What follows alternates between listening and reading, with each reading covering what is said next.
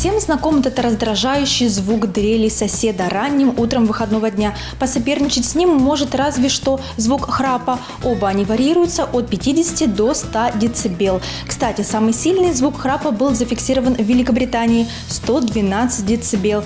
Даже реактивный самолет на низком взлете шума издает на 8 единиц меньше. По статистике, во сне храпят более 40% жителей планеты. Стереотипным храпуном принято считать мужчину средних лет с повышенной массой тела. Однако храпу все возрасты покорны. Он встречается и у детей, и у молодых женщин с заложенностью носа. Эта неприятность беспокоила Варвару больше года. Приходилось спать с открытым ртом. Вскоре ночные трели стала слышать и вся семья. Ради их спокойного сна девушка пришла на диагностику. Меня это само не беспокоит, просто эта проблема, то есть беспокоит больше всего моих родственников, да, и я решила провериться для того, чтобы посмотреть вообще, из-за чего это происходит и как это вообще лечится. Неприятный шум рождается при нарушенном тонусе, когда воздуху сложно путешествовать по ротоглотке без препятствий.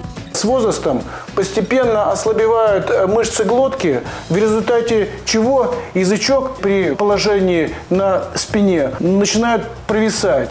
При этом при прохождении воздуха он начинает вибрировать.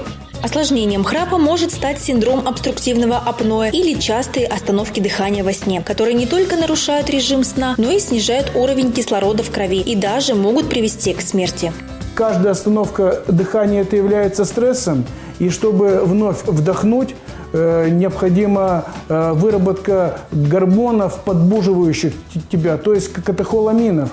А они, кроме того, что они вас подбуживают, они стимулируют еще и сердечную деятельность.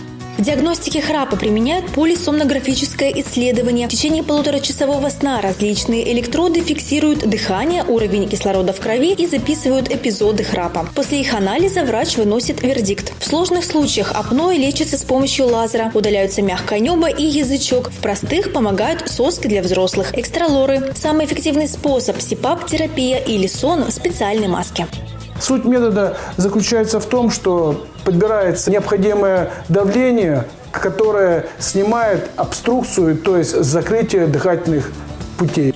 Избавиться от храпа поможет здоровый образ жизни. Поддерживайте тело в тонусе, а вес в норме. И откажитесь от вредных привычек, особенно от курения. Для сна выбирайте высокие подушки, но избегайте пуховые, в них аллергены. Старайтесь спать на боку и чаще увлажняйте воздух спального места. Так ваш сон станет спокойнее, а для ваших близких комфортнее и тише.